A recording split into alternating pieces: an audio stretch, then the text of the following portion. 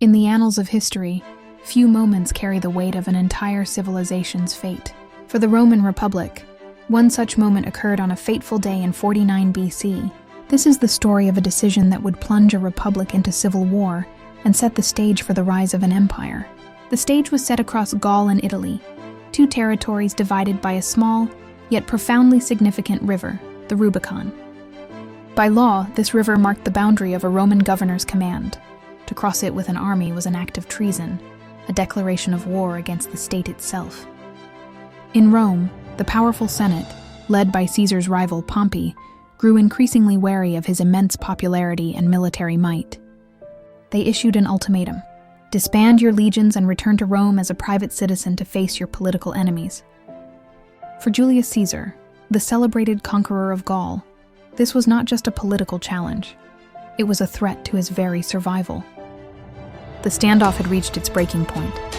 Under a turbulent, stormy sky, Caesar and his loyal 13th Legion stood at the northern bank of the Rubicon. The rain mirrored the tempest in his soul. He paced back and forth, the weight of his choice pressing down on him. To obey the Senate meant political ruin, and likely exile or death. To defy them meant unleashing the horrors of civil war upon the republic he had served his entire life. His soldiers watched him, their own fates tied to his. The air was thick with indecision as he wrestled with the irreversible consequences of the step that lay before him, a simple crossing that would forever alter the course of Western history. After what must have felt like an eternity of deliberation, the conflict in his eyes gave way to a steely resolve. He stopped pacing and turned to face his men. A close-up would have captured the unwavering determination etched onto his face as he uttered the immortal words that would echo through the centuries. In a clear, firm voice that cut through the sound of the storm, he declared, "Alea Iacta est." The die is cast. There was no turning back. With that declaration, the moment of hesitation was over. On Caesar's command, the disciplined legionaries lifted their standards high.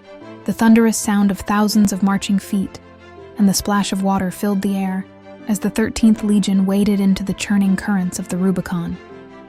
Every step was a deliberate stride away from the old republic and towards an unknown future. The crossing was more than a military maneuver. It was a symbolic act of rebellion that ignited the great Roman Civil War and would ultimately pave the way for the end of the Republic and the birth of the Roman Empire.